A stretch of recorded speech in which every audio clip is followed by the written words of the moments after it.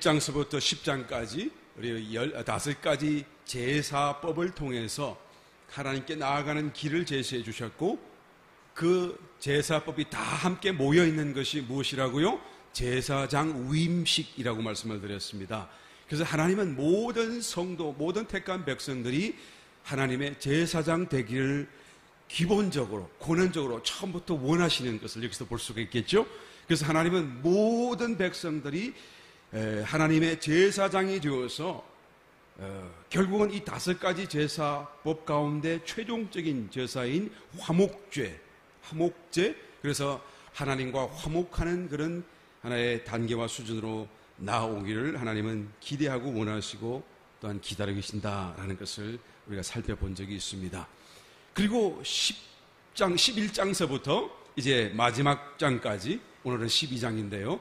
마지막 장과 이르기까지는 이제는 화목된 자로서, 하나님의 성도로서 하나님과 그리낌이 없는 그런 모든 것이 다 이제 하나님과 교통할 수 있는 성도로서 그 화목을 어떻게 더 견지하여 계속하여 이루어갈 수 있으며 유지해 나갈 수 있는가. 그래서 더 깊이, 더 분명하게 하나님 안으로 하나님과 하나 되는 그런 놀라운 축복된 사건으로 우리가 나아갈 수 있는 것인가 라는 것을 이제 11장서부터 성도의 이후의 삶을 하나님께서 말씀해 주심으로써 우리에게 또한 그 길을 제시해 주고 있다라는 것을 또한 말씀을 드렸습니다. 기억나십니까?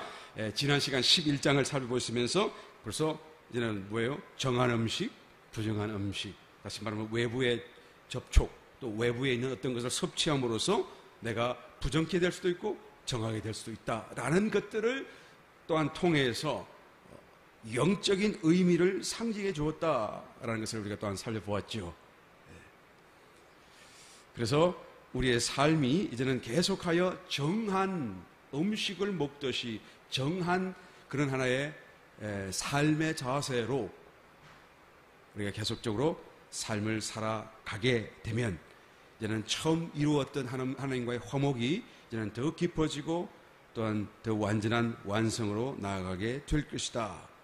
때때로 그것은 큰 일이 될 수도 있고 때때로 그것은 굉장히 사소한 일이 될 수도 있을 것이다.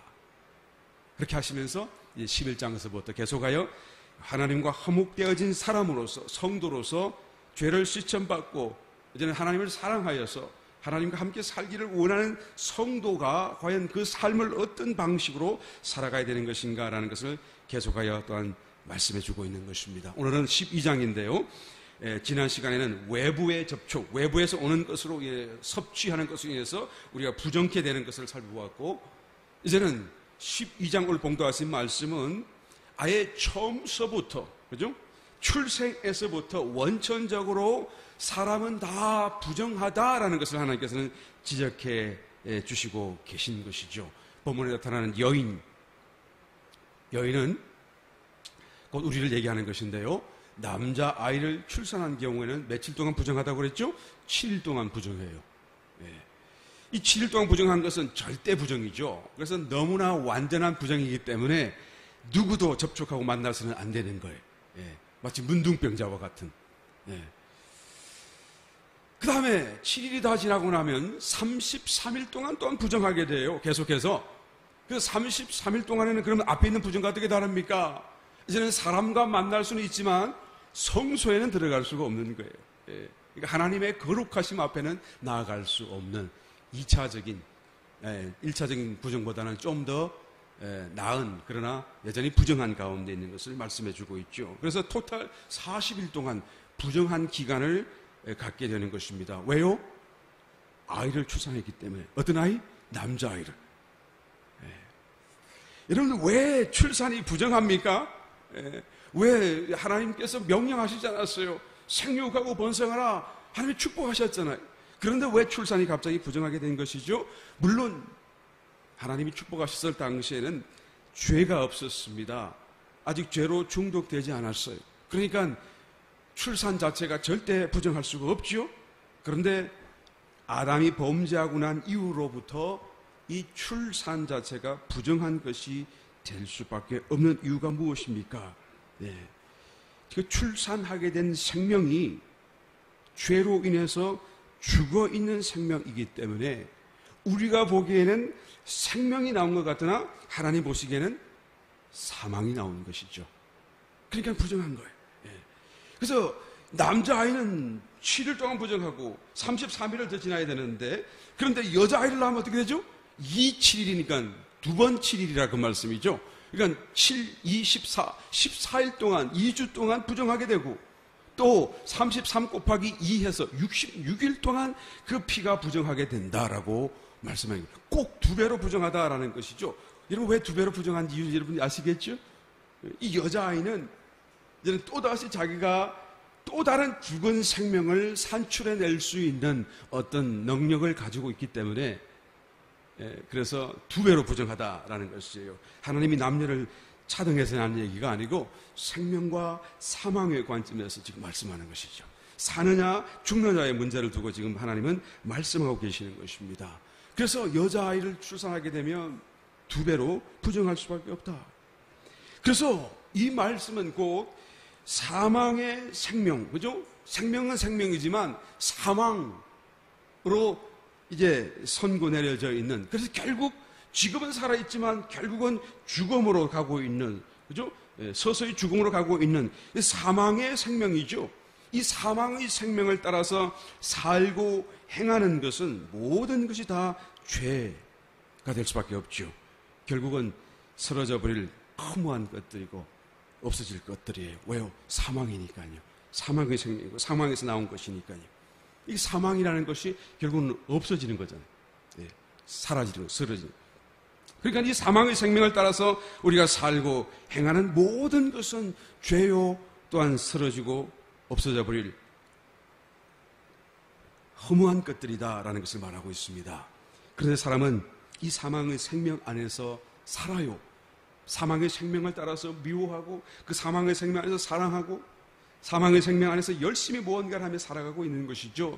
그런데 이 모든 것은 지금 성경이 말씀하시기를 하나님의 분명한 알파요 오메가 되신 하나님의 관점 속에서 이 모든 것은 뭐예요? 결국은 사라질 것이고 허무한 것이고 죽어질 것이고 없어질 것이다 라는 것을 분명하게 말씀해 주고 있는 것입니다. 이 모든 것은 그것이 악하든지 또 아니면 선하게 보이든지 다 사망의 하나의 그런 결과로 나타난 것이고 사망이 여러 가지 다양한 모습으로 표현된 것일 뿐이다라는 것이죠. 우리의 눈에는 선하고 우리의 눈에는 사랑일지 모르지만 그러나 그것은 진정한 사랑이 아니요 진정한 선이 아니다라는 것. 그것은 결국 다 사망의 또 다른 모습일 뿐이다. 그러니까 결국은 없어져 버릴 것인데요. 그것을 위하여 사는 저와 여러분의 삶은 결국 뭐라고 비유할 수 있죠? 마치 망상 속의 꿈 같은, 그죠? 없는 것을 가지고 그냥 생각 중에 또한 착각 속에 살아가는 그런 시간과 삶이다라고도 말할 수가 있다라는 것이죠. 왜 망상이죠? 왜 미워하는 게 망상이고 왜 사랑하는 게 망상이고 나의 열심히 살아가는 모든 것이 망상이라고 할 수밖에 없는 것입니까? 왜 없는 것입니까? 한번 생각해 보시기 바랍니다. 상대방이 나에게 어떤 미운 짓을 했어요. 그래서 난 저 사람이 상당히 밉습니다. 그런데 저 사람은 미움은 아니에요. 잘 한번 생각해 보시고 한번 깨달아 보시길 바라요. 저 사람이 나에게 미운 짓을 했을지라도 저 사람 자체, 존재 자체는 미움은 아니에요. 이 미움이라는 게 어디에 있죠? 저 사람 속에 있는 것도 아니죠. 저 사람은 다만 나에게 미운 짓을 했을 뿐이에요. 언제든지 또 착하고 안 미운 짓을 할 수도 있는 사람, 가능성 속에 있는 어떤 존재이죠. 그런데 미움이 생겨나서 이 미움이 어디에 있어요? 내 속에 있는 것이죠. 그래서 이 언제 내 속에 들어왔죠? 내가 생각한 것이고 내가 반응한 것이고 내가 가지고 있는 내 속에 있는 어떤 것이 바로 이 미움이 되어져 있는 것이죠.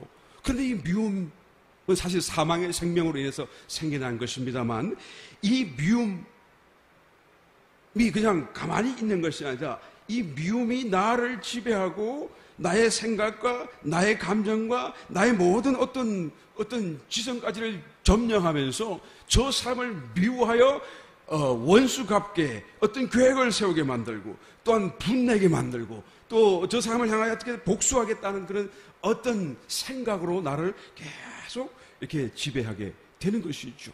결국 이 미움이 나를 지배해요. 또 그것이 안 되면 나는 다른 사람에게라도 그것을 위로받으려고 하는 그런 마음으로 나를 이끌어가는 것을 볼 수가 있는 것입니다. 여러분, 이 미움이 저 사람이 가져다 줬나요? 아니에요. 내가 만든 것이죠. 내 속에 있는 이 사망의 생명이 나에게 이 미움이라는 것을 만들어주게 되었고, 그 미움 때문에 나는 나의 삶과 시간을 또 에너지를 그곳에 종속되어서 종살이하면서 계속하여 분내고 미워하고 원수 갚고 복수하고 이런 생각으로 살아갈 수밖에 없게 되더라는 것이죠.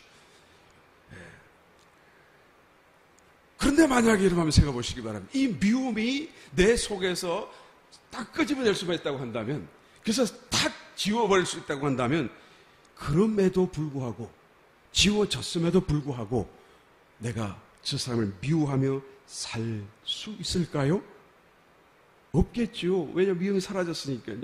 그런데 그 미움은 결국은 어떻게 될까요? 사라지게 되어져 있습니다. 지워지게 되어져 있습니다. 왜냐하면 사망의 생명이니까요. 그죠? 사망에서 나온 것이니까 결국에는 다 사망과 함께 없어져 버릴 것이다라는 것이죠.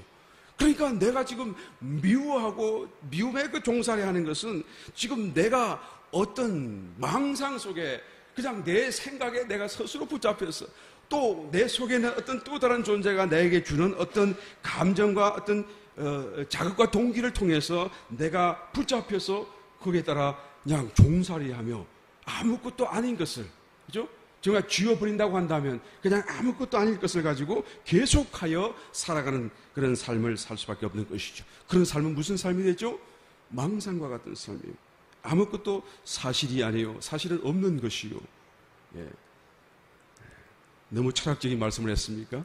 예. 그래서 우리가 한때 유명한 영화가 있잖아요. 미워도 다시 한번. 예, 아무것도 아니다 그 말이죠.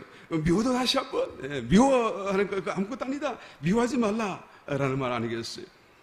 내가 누군가를 미워하며 산다는 것은 이와 같아서 망상 중에 사로잡혀 사는 것과 같은 것입니다. 그러므로 내가 마침내 죽을 때가 되면 그 삶을 돌아보면서 후회하게 되죠. 내 마음이 좀 깨달아져요. 야, 뭘 그렇게 내가 아웅다웅 살았는가. 이제 내가 곧 떠날 것을 앞두면서 내 삶을 돌아보게 되면 내가 왜 그렇게 미워했는가, 내가 왜 그 사람에게 조금 더 잘해주지 못했는가라는 것들을 우리가 생각하게 되는 것이죠. 그래서 원수라도 좀 사랑할 끌 하게 되는 그런 하나의 후회가 마지막 순간에 다가올 수밖에 없는 것입니다. 그런데 아무리 내 마음이 간절하여 내가 마음이 후회된다고 할지라도 여전히 나는 그렇게 사랑할 수가 없는 사람이에요. 예.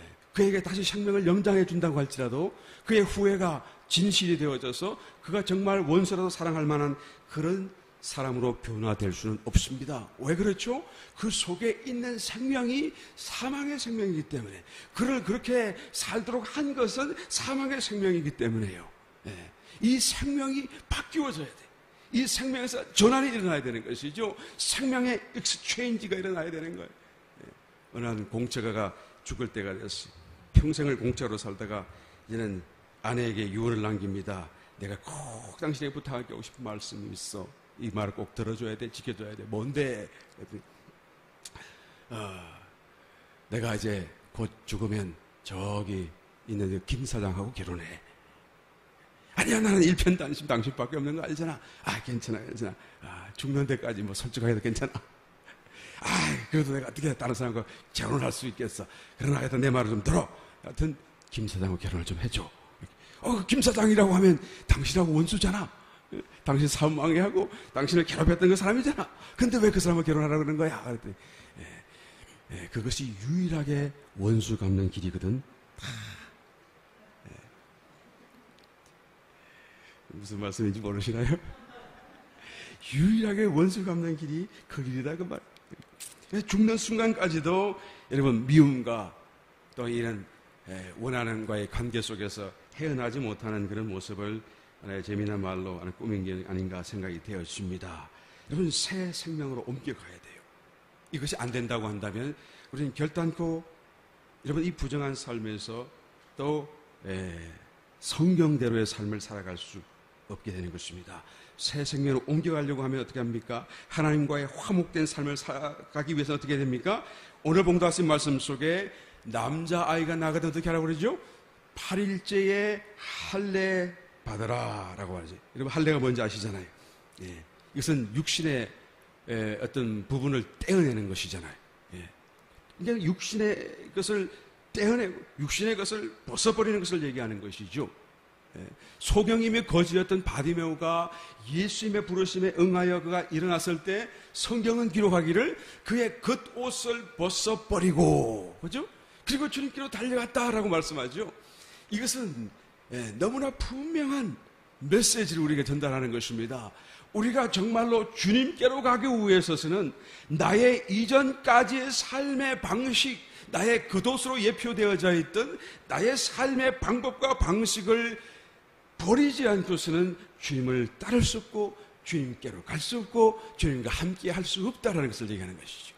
이 새 생명의 길로 들어서기 위해서는 나의 이전까지의 모든 삶의 방식을 반드시 포기하고 버려야만 그것이 가능하다라는 것을 너무나 분명하게 우리에게 전달하는 메시지인 것입니다. 그래서 바꿔야 돼요. 오늘 봉독하신 말씀 속에 이 할례를 하되 며칠째 할례를 합니까? 제 8일째 할례를 행하라 라고 하죠. 그러니까 일주일이 지난 뒤 그 다음 날, 그죠? 여러분 성경에서 일주일은 늘 하나의 시기, 어떤 특정한 시기 또는 어떤 세대를 말씀하실 때 하나님께서 쓰시는 하나의 예표죠. 그래서 일주일이 지나고 그 다음 새로운 일주일이 시작하는 날 제 8일째 할례를 행하다라는 그 말씀은요, 곧 제 8일째 또 다른 세대, 또 다른 시기, 또 다른 차원, 그죠? 무엇입니까? 예수님이 부활하신 8일은 또한 부활의 날이잖아요.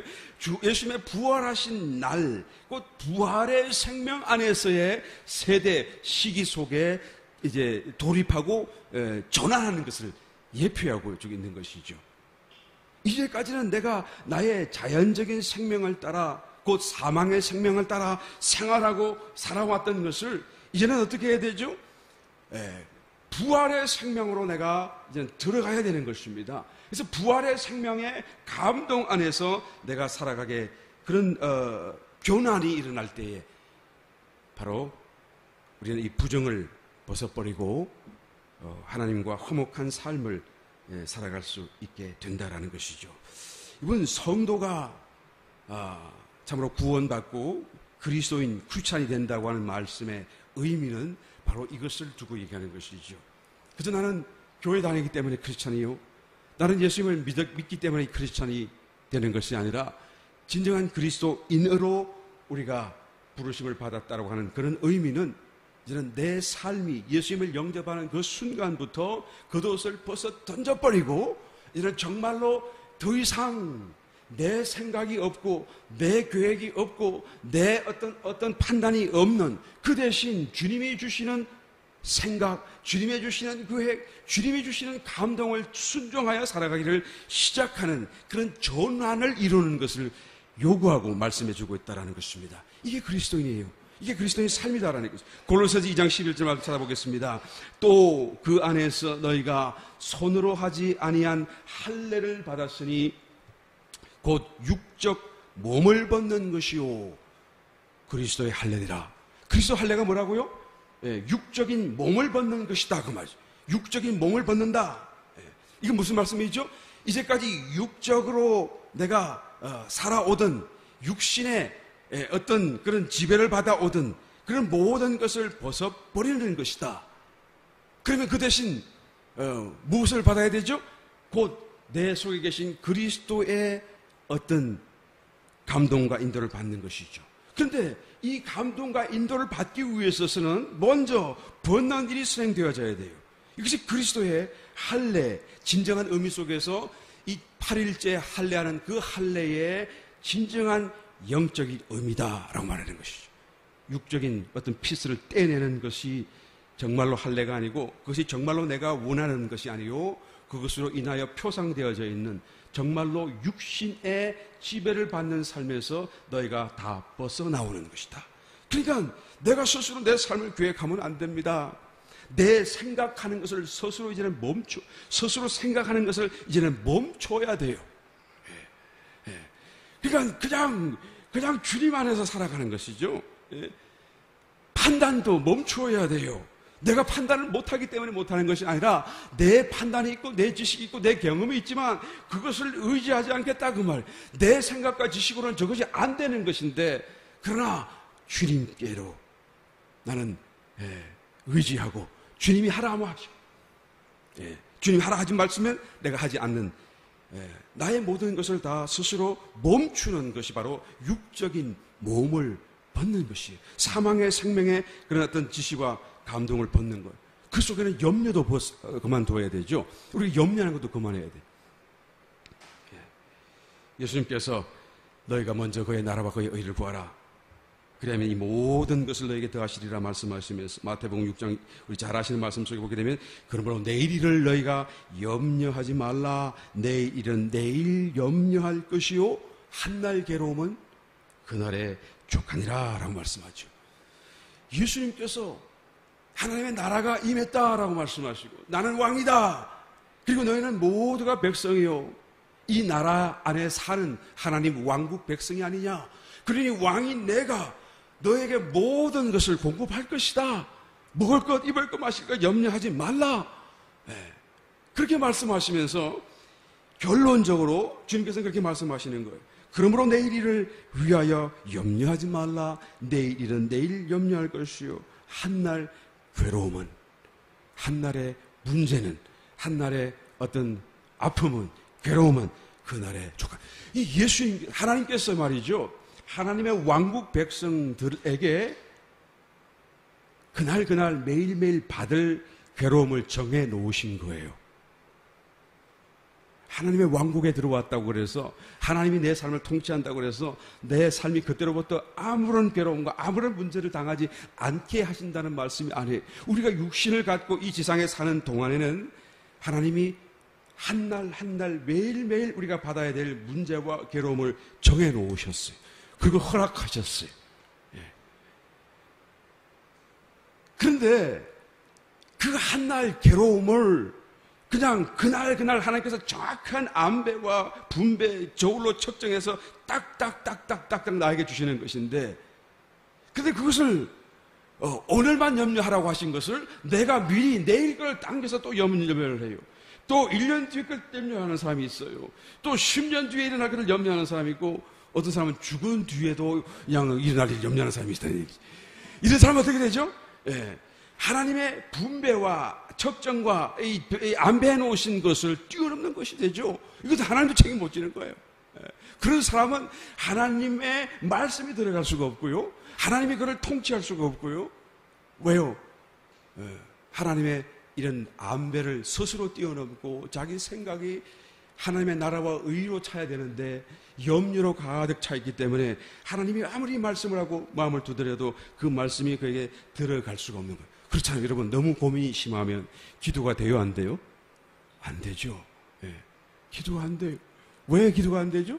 그 고민이 그냥 모든 나의 생각, 나의 마음의 어떤 여유까지도 다 그냥 장악해버리니까 말이죠. 도무지 힘이 없고 어떤 마음에 조그마한 여유가 없어서 하나님을 찾을 수가 없더라는 얘기죠. 그건 잘한 거예요? 못한 거예요? 잘못한 것이죠. 왜 그렇게 하나님이 정해두신 것은 족하다라고 말씀하실 때에는 정말로 족한 거죠. 내가 감당하지 못할 정도로 하나님께서 많은 걸 정해두고 그래 이거 하면 저봐라 라고 던져주지 않는다 그 말이에요. 그럼 매일매일 내가 질만한 그런 염려거리 문제와 괴로움을 하나님이 딱딱딱 정해놓고 나에게 다 배분해 주셔요. 아유, 하나님 그거 왜 하십니까? 그런 생각이 들지 모르겠습니다만은 사실 그 괴로움은요, 한날 한날 괴로움은요 견딜만 해요. 어려운 게 아닙니다. 오히려 그 괴로움이 있기 때문에 더 하나님을 붙잡으려고 그러고 더 하나님께 나아가려고 그러고 더 기도할 수 있게 도와주는 어떤 하나님의 또 다른 은혜라고 할 수가 있을 정도죠. 그래서 이게 감사한 것이죠. 문제는 말이죠. 내가 그날 이렇게 염려하지 않고 내일 걸 당겨서 하고 모레 걸까지 하고 미리 다 결론까지 내고 그것을 다 미리 염려하기 때문에 이제 문제가 되는 것이죠. 이것을 스탑해야 돼. 예. 우리가 그리스도인이 된다는 하는 것은 이제까지 살아오던 사망의 생명, 나의 습관, 세상 사람이 하던 그런 생활 방식에서 이제는 정말로 달라진 생활 방식으로 옮겨가야 되는 것이죠. 그게 뭐예요? 바로 여기서 말씀하는 사망의 생명에서 이제는 벗어버리고 할례 끊는 거예요. 육적인 몸을 끊어버리는 거예요. 육적인 모든 어떤 것을 끊어버리는 것이. 그리고 내 생각을 끊어버리고 이제는 하나님이 주시는 생각을 따라서 그 범위 안에서 내가 생각하고 또 어떻게 하면 그 주신 감동을 내가 더 잘 순종할 수 있을까라는 것을 생각하고, 그렇죠? 그러면서 살아가는 삶을 우리가 바로 그리스도인의 삶이다라고 말하는 것이죠. 고린도서 2장 11절 말씀에서 그래서 뭐라고 합니까? 육적 몸을 벗는 것이 그리스도 할례니라. 12절 너희가 세례로 그리스도와 함께 장사한 바 되고 또 죽은 자들 가운데서 그를 일으키신 하나님의 역사를 믿음으로 말미암아 그 안에서 함께 일으키심을 받았다. 그러니까 세례 받음으로 죽어진 바 되어졌고 주님과 함께 또 내가 믿음으로 말미암아 그죠? 함께 부활케 되었다고 말해요. 내가 지금 부활의 생명 안에 살기 위해서는 어떻게 해야 되죠? 계속 믿는 거예요. 뭘 믿죠? 내주하시는 하나님을 믿는 거예요. 내 속에 와 계신 주님을 믿는 거예요. 그 주님이 나를 지금도 인도하시고 지금도 나에게 말씀한다는 것을 내가 믿어야 되고 믿으면 주목하게 되잖아요.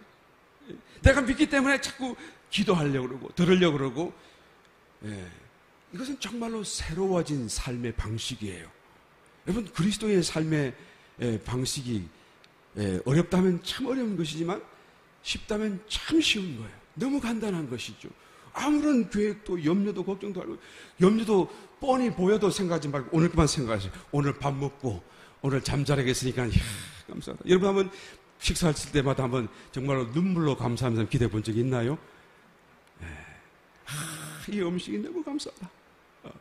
내가 이 맛있는 음식을 내가 이렇게 참 편안한 자리에 앉아서 먹을 수 있다는 이 사실이 너무 감사해요.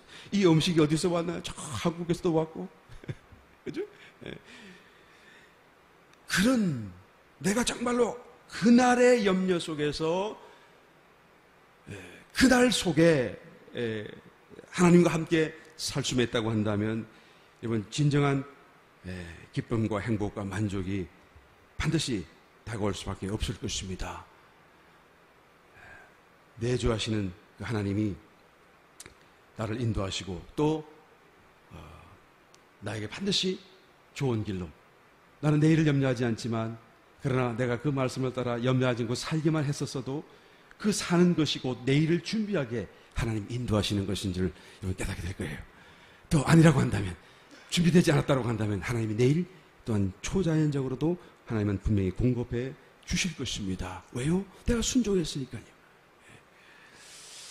처음부터 완전한 자 없습니다.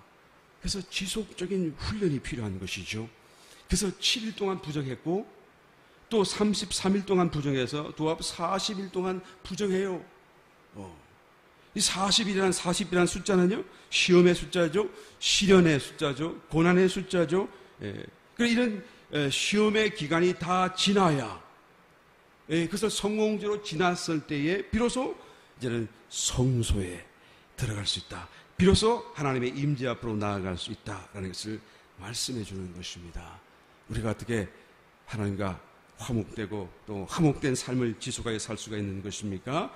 우리의 삶이 이제는 사망의 생명에 따라서 육신의 생각 속에 살던 데서 이제는 떠나나와서 하루하루 염려 안 하지 않고 그날 주신 그런 작은 염려 속에서 그저 우리가 경쾌하게 정말 믿음으로 살아갈 수 있기만 하게 되면 여러분 그 삶을 통하여 하나님은 그의 나라와 그의 모든 좋은 것을 공급하실 수가 있게 되는 줄 믿습니다.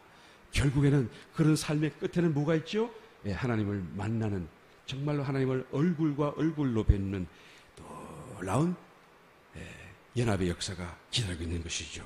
하나님이 그걸 원하시고 요한일서 1장 1절로 3절 말씀 찾아보겠습니다. 사도 요한이 요한일서 1장 1절로 태초부터 있는 생명의 말씀에 관하여, 이 생명의 말씀이 언제부터 있었다고요? 태초, 시간이 있기 전부터도 그 말씀은 스스로 계신 하나님으로서 계셨는데, 그 말씀에 관하여 우리가 들었었고 눈으로도 본 바요, 주목하고 우리 손으로 만진 바라.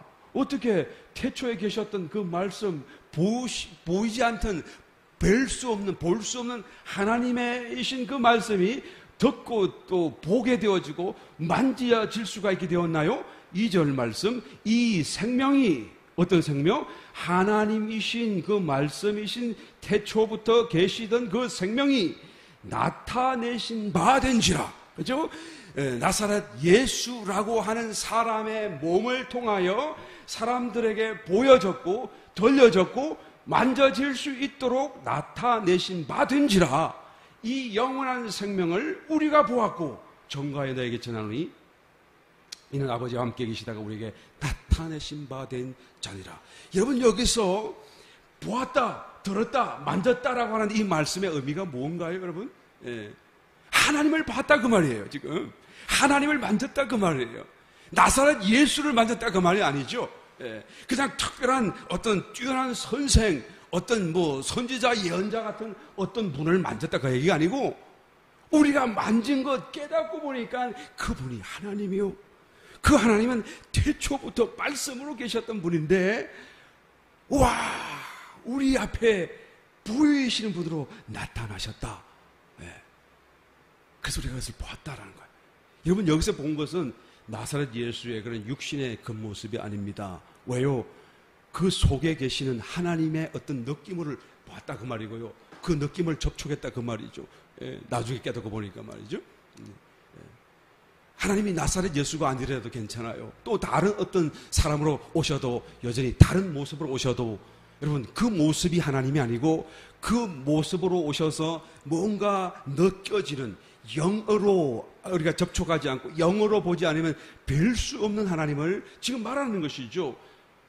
예수님을 그토록 사랑했던 막달라 마리아가 예수님이 고난당하시고 굴 속에 무덤에 안치되었을 때, 그는 새벽 미명에 그 시신이라도 만질까 싶어서 동굴 앞에 찾아갔다가 동굴 문이 열렸잖아요. 예수님이 부활하셨거든요. 그래서 급히 들여다보니까 예수님이 안 계신 걸 보고 너무 충격에 빠집니다. 그죠? 너무 슬프면, 안 그래도 슬픈데 그 시신도 볼 수 없어 통곡하듯이 울고 있을 때 예수님이 나타나셨잖아요. 근데 그 나타나신 예수님을 막달라 마리아가 첫눈에 알아보았나요? 못 알아봤어요.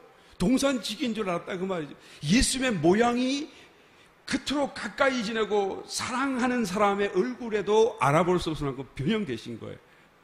그럼에도 불구하고 그분이었다 그 말이죠. 무엇을 말하죠?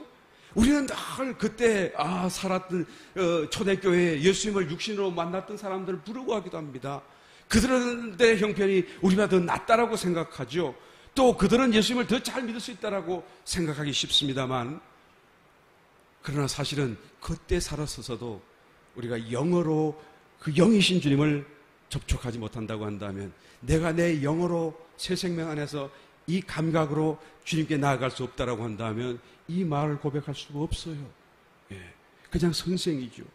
그냥 뛰어난 한 사람일 뿐이죠. 오히려 그때나 지금이나 여러분 사실은 동일한 상황이다 그 말씀. 사실은 동일한 상황. 예수님의 어떤 모양이 있는 것이 중요한 것이 아니고 그냥 영으로서, 우리의 영으로서 영이신 주님을 컨택할 수 있는가 없는가가 관건이다라는 것을 말씀해주고 있다는 것이죠. 우리가 주님을 어떻게 만날 수 있나요? 우리가 새 생명의 삶의 방식으로 전환해야 돼요. 그래서 내 옛 사람의 모습에 또 그 삶의 방식을 고수하면서 내 삶을 축복해주고 내 기도를 응답해주기만을 바라는 그런 삶을 살아면 혹시 응답받을지 모르지만, 혹시 그 삶에 자기가 원하는 축복으로 축복될지는 모르겠지만 정말로 받아야 될 이 하나님의 축복, 하나님을 만나는 이 놀라운 우리에게 예비되어진 이 성도에 마땅한 분복인 축복은 받을 수 없게 된다는 것이죠. 여러분, 주님은 이것을 원하시는 거예요. 그래서 우리가 정말로 화목 가운데서 하나님을 얼굴과 얼굴을 보고 이 고백처럼 그분을 내가 보았어요. 내가 들었어요, 내가 만졌어요 라고 말할 수 있는, 그래야 내가 전도할 수 있잖아요. 그래야 내가 지금 기쁨으로 살 수 있고요, 그래야 내가 소망 가운데 살 수 있고, 내가 그래야 문제를 이길 수 있잖아요. 이와 같이 다 되시기를 예수님 이름으로 다시 한번 축원드립니다. 또 이와 같이 될 줄을 또한 믿으시는 분은 크게 한번 다시 한번 아멘 하시기 바랍니다. 하나님께서 우리에게 말씀하시는 이유는요, 하나님께서는 그 길로 우리를 인도하시기를 원하시기 때문이고, 또한 그렇게 하실 것이기 때문인 줄 믿습니다. 우리의 삶 속에 반드시 이와 같은 놀라운 축복들이, 또 은혜들이 소유되어지시기를 다시 한번 예수님 이름으로 축원드립니다.